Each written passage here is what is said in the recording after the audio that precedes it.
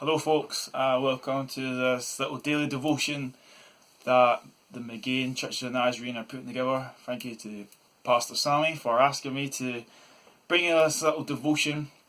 We find ourselves in the book of Luke, one of the Gospels, the third Gospel, and we find ourselves in Luke 14 verses 16 to 24. Now this is a parable that Jesus gives to those who are listening at this time. And I came across it while I was doing some study, while I was reading a book, and it really just made me think, struck my heart, got me thinking about what I do with my time, what I'm consumed by. Jesus is looking for empty vessels to fill up. I just really want to look at this parable, read it at your own pace. Again, we're in Luke chapter 14. We're looking at verses 16 to 24. Read it at your own pace. I'm just going to give you a brief summary. So Jesus is telling this parable about a banquet. Now, anytime we see the word banquet or a parable about a banquet, this is about God using a metaphor on how he addresses the deepest needs of his people. So anytime you come across that word banquet in a parable, or if Jesus is using it in an illustration, it's something to listen to. It's something that God wants to share with his people about meeting your need, meeting the need of his people. Okay, so what we have here is this parable, Jesus talking, and he starts saying how this master, who we can see as God, has created this great banquet, this great feast. And he's inviting people to come towards it. So he sends the servant, and we can see the servant as Jesus Christ, being sent to get the invited guests. Now, this is also paralleled with the kind of very similar parable that we find in Matthew's Gospel, and you can read that in Matthew chapter 22, verses 1 to 14. You can read that at your own leisure. And Matthew and Luke give little different points to it, each to the way they are written.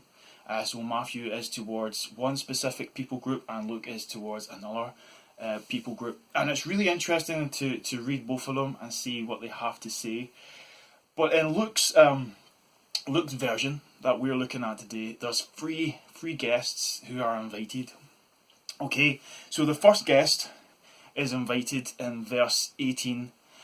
And as we'll see, that each guest gives a different excuse.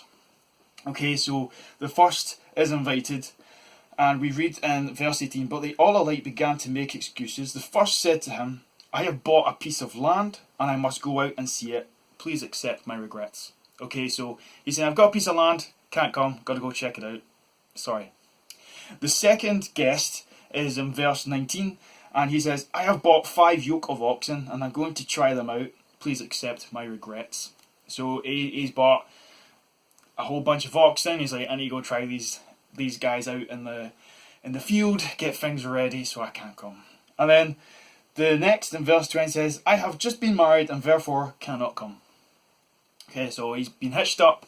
He's like, "Sorry man, I'm married, can't come to the party." These are excuses, and these are excuses that we've maybe used before. Maybe not in the exact same phrasing, but we've used these terms when it comes to Jesus want to talk to us. So guest 1 is all about business. Guest 2 is he's just busy, and guest 3 is married. 3 things going on here: stuff, activity, and romance. And there's many more excuses that we could use, and I probably have used when Jesus is calling us. And I wonder if you can identify yourself in this. Guest 1, it's all about stuff. All about personal gain. You know, he's saying, "I've just bought land." Maybe we're like that. Maybe we kind of go, "I'm feeling a little down. I need to consume something to get myself to move on." Consumerism. We're all like it. We consume stuff that really we don't necessarily need, do we? So I guess the question for us is, are we like guest 1?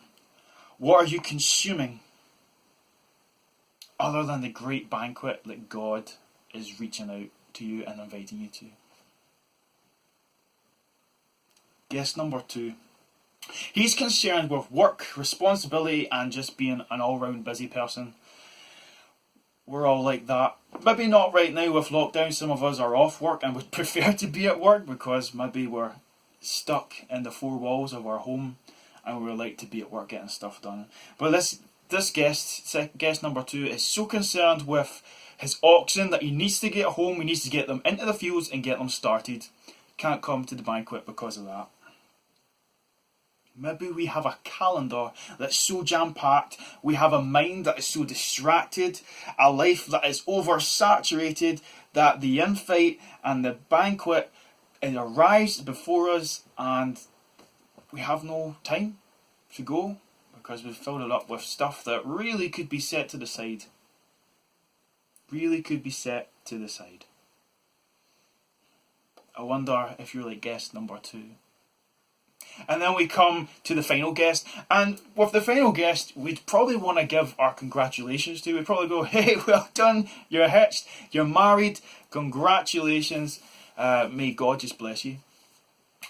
But I think what happens here is there's a tendency in our world that, once we've tried everything else, once we've consumed as much as we can of the world's ways, once we've probably filled up our life with so much busyness and work and responsibility, the next thing that this world tells us to do is get married, have romance, and that person that you have a romance with, they're gonna give you the happily ever after. Happily ever after. We see it in fairy tales and movies. It's what we all yearn for, that happily ever after. Being fulfilled by another human being for the rest of our lives. I'm married. I love my wife. Sophie is beautiful. But she can't give me everything that God can give me. She helps, and she is a great gift from God. But God gives me so much more. And it's the same for her. I can't give Sophie everything that God can give her. And we both acknowledge that as a couple. We acknowledge that we work together really well and we work at our relationship, but God must be central to it. And I think that's the difference between a Christian relationship, knowing that God is the centre and foundation of your marriage, and those who do not have God at the centre of their marriage. Are you like guest number 3? Are you sort of saying that you need someone else to fulfill your life?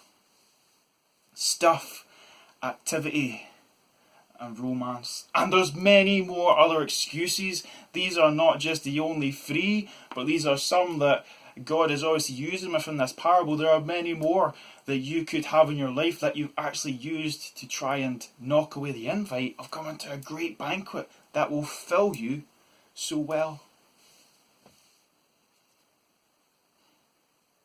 What would be your most likely reason for walking away from this invitation? Ask yourself that.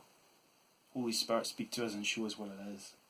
What takes up the space in your life that is really meant for God? Holy Spirit, show us.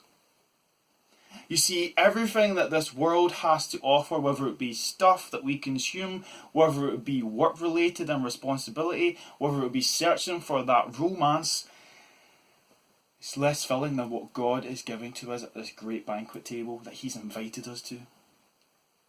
It doesn't taste great either. But life in the Spirit, that at this banquet table that we're invited to, is a different matter altogether, because it will fill and it will satisfy. I want to close with a quote from D.L. Moody.